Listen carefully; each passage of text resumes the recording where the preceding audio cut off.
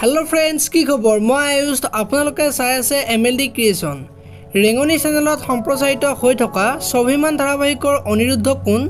অনিৰুদ্ধৰ ঘৰ ক'ত অনিৰুদ্ধৰ ৰিয়েল নাম কি সকলোবিলাক কথা এই ভিডিঅ'টোৰ জৰিয়তে কম গতিকে দেৰি নকৰি ভিডিঅ'টো আৰম্ভ কৰো আহক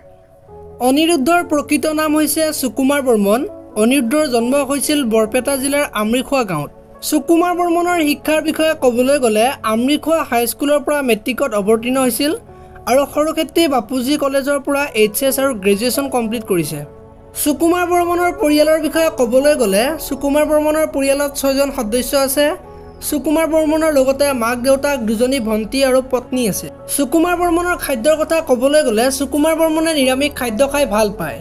সুকুমাৰ বৰ্মনৰ অভিনয়ৰ বিষয়ে ক'বলৈ গ'লে স্বাভিমান ধাৰাবাহিকৰ লগতে সূৰ্য থিয়েটাৰতো অভিনয় কৰিছিল